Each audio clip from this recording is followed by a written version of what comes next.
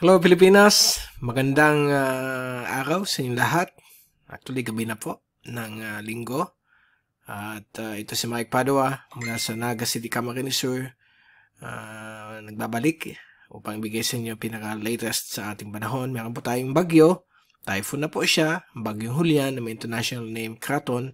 So ito po yung pinakauna nating special update sa bagyong yon. At pasensya na, hindi tayo nakapag-broadcast sa nakalipas na ilang araw dahil nagkaroon po tayong sakit. Tinamanan po tayo ng alta presyon. Alam natin na 50 plus na tayo. Medyo first time tayo na nagkaroon ng ganitong atake, although naagapan naman dahil sa gamot. Let's hope and pray na maging okay na tayo in the next coming days. At again, pasensya na po. At nandito ulit tayo para bigay sa inyo pinaka-latest. At bago tayo magsimula, itong Tagalog version ay pinaglilingkod sa inyo ng Typhoon 2000 at ng Naga College Foundation. At bago tayo magsimula, gusto kong pasalamatan ang ating partners, ang Aboitiz Power, Bank of the Philippine Islands Sustainable with You. Yung interested, click lang po ang link dito. Or kapag kayo po ay nanonood sa Facebook channel, meron pong link doon sa description patungo sa BPI Sustainable with You. At isa sa mga pinakamagandang hotel sa Rion Bicol at ng Naga City, ang Avenue Plaza Hotel. Ang lokal na gobyerno ng Naga City headed by ang Honorable Mayor Nelson Legacion at ang ating Honorable Congressman ng ikatlong distrito ng Camarines Sur, Congressman Gabby Bordado. At ngayon, umpisa na nating update. Kumusta na yung bagyo na biglang nag-form sa may east of Taiwan sa nakalipas nilang araw at ngayon isa na po siyang typhoon. Nagkakaroon po siya ng rapid intensification at gumagalaw na po siya after almost stationary dito sa may east of Cagayan. Ang track niya biglang bumaba siya dito, gumanyan siya. Pagdating dito, nagsimula na po siyang gumalaw west-northwest patungo dito sa may area po ng Batanes Group of Islands. So namimili ko po ang Basco, yung capital town ng Batanes, na posibleng daanan sila bukas ng umaga if patuloy yung kanyang pagbilis or bukas ng hapon. So yan ang timeline ng pagdaan ng kanyang core. Kasama po dyan ang mata at ang kanyang eyewall. So, inaasahan po magkakaroon po dyan ng damaging winds, typhoon winds po yan, na more than 100 km per hour na bugso na pwedeng umabot ng 200 kilometro bawat oras. Samantala, ang ibang areas po dito sa may Hilagang Luzon, sa may area po ng Hilagang Cagayan, sa may Abra, Kalinga, Apayao, Ilocos provinces ay magkakaroon po ng gale force winds hanggang tropical storm force winds na bugso na pwedeng umabot po ng 100 kilometro ang bugso ng hangin. Samantala dito sa may Calabarzon, Bicol Region, Mindoro, Romblon, magkakaroon po tayo ng strong breeze hanggang almost a gale force winds kasi yung hangin ng 20 to 50 kph ang inaasahan po niyan. Dito sa ating weather station hanggang 40 kph lang o 50 ang pinaka-highest gust. So okay naman po. Ang talagang brunt ng kalakasan ng bagyo ay nasa dulong Hilagang Luzon, sa may Northern Cagayan, Ilocos provinces at lalong-lalo na po dito sa may Batanes na dadaanan po sila bukas po ng umaga o hapon. Meron po isang bagyo dito, si Bagyong Jebi, hindi naman po ito papasok ng Philippine Air Responsibility. So, ganyan ginalaw niya pag ganyan. So, ito po ay pupunta dyan. Samantala ito ay mukhang tatahak po sa southern Taiwan at dadaanan po niya ang coastal areas ng eastern Taiwan bago po ito mag-accelerate. Ika-capture po siya ng isang frontal system dito sa may Yellow Sea. And after that, mukhang tahimik na naman po ang karagatan natin east ng ating bansa. Walang pinapakita for the next 10 days. Okay? And ito yung zoom in satellite animation mula sa NOAA. At kitang-kita po ninyo yung kanyang pag-develop ng eye. Although biglang nag-fill in. So hopefully sana hindi na po mag-appear ulit. Dahil sign po na medyo na-stall yung kanyang pag-intensify. O nagkakaroon po siya ng tinatawag na eyewall replacement cycle. So malalaman po natin yan in the next couple of days. So ibig sabihin, hindi po siya, kasi nawala yung eye. So assign yan na medyo na-stall yung kanyang pag-intensify. So ito yung zoom in satellite animation mula sa windy.com at makikita po ninyo dito ang pagdating po nitong medyo malaking circulation niya. Umaabot po ng 800 kilometers ang diameter ng kanyang rain bands. Okay, although ang pinakamalakas na ulan dito lang po sa may area po malapit sa kanyang sentro. So, ang ibang bagay po ng ating kapuluan, mga localized thunderstorms lamang, gaya nito sa may area po ng Visayas, Palawan, at Mindanao. Sa Bicol, maulap lang ng Papua, Metro Manila, may mga possible thunderstorms din sa pinaka-outermost rain bands itong bagyong ito. But nothing to worry, nandito talaga ang pinaka-epekto niya. So, kababayan natin dyan sa dulong Hilagang Luzon, mag-ingat po kayong lahat. Medyo malakas po dyan ang hangin at may mga kasama pong pabugso-bugsong ulan. Pasalamat tayo, ang habagat na yan ay medyo tapos na po. Off-season na. At mukhang papunta na tayo sa hanging amihan o nasa transition period na yung buwan ng Oktubre. So, yan po, orange na yan. Yan po yung water vapor image. Ibig sabihin, grabe pong ulan na dala niyan. Approaching na po dito sa may area po ng Batanes. So, inaasahan po ang ulan dyan na more than 200 millimeters ang posibleng ibagsak sa loob ng 24 oras. Ito yung wind shear. At nakita nyo, medyo napakahina po ang hangin sa taas. Kaya grabe po yung intensification ng bagyo. Mabilis ang kanyang development dahil po wala pong upper level winds na nakaka-disrupt sa kanyang pag-develop. So, yung mga wind models ay nagpapakita na pwedeng umabot po siya bukas hanggang October 1 ng 185 or Category 3 na typhoon.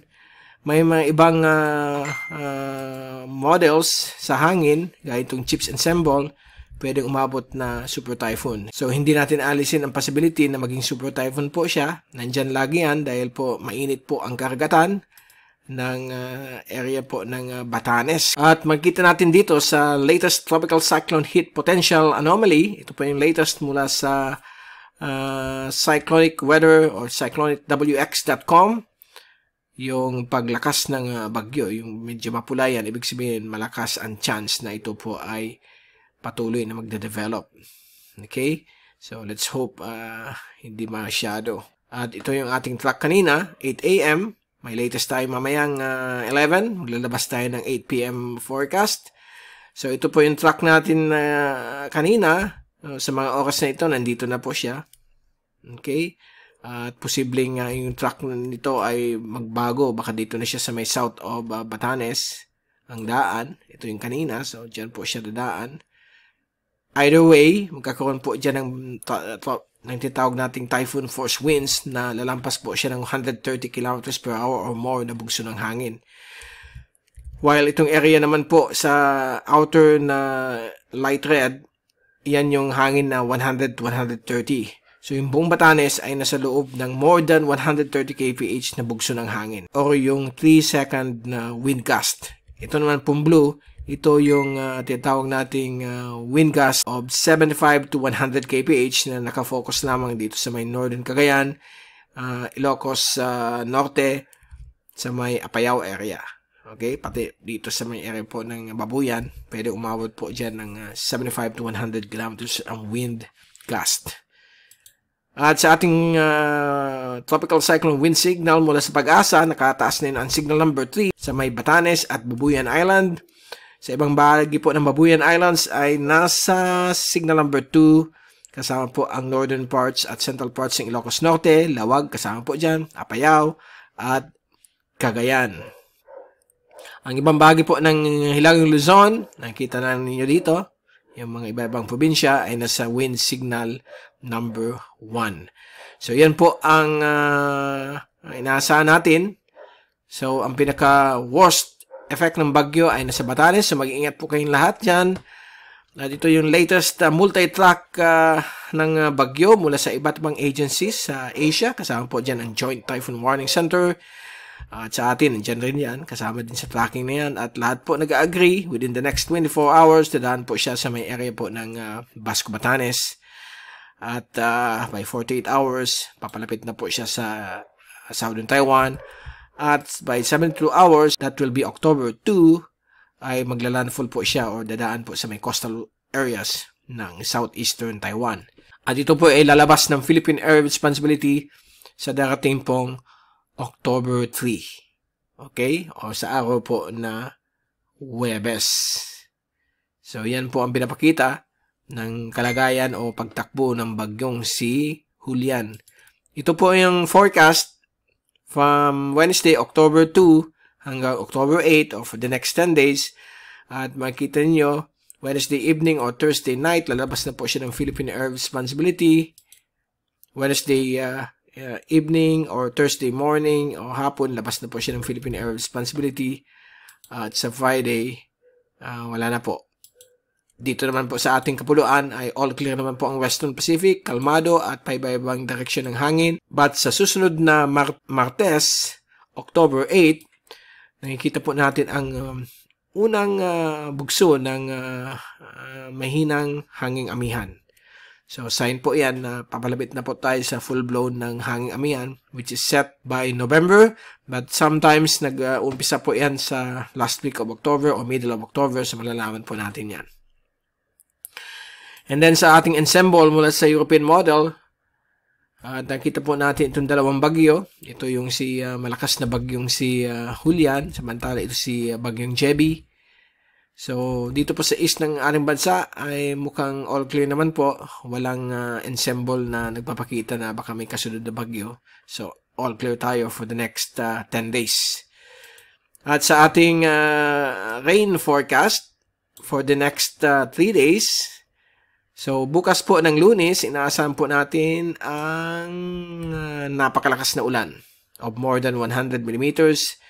Tulad dito sa Batanes, pwede umabot po ng 200 plus millimeters ang ulan. 265 pa nga dito.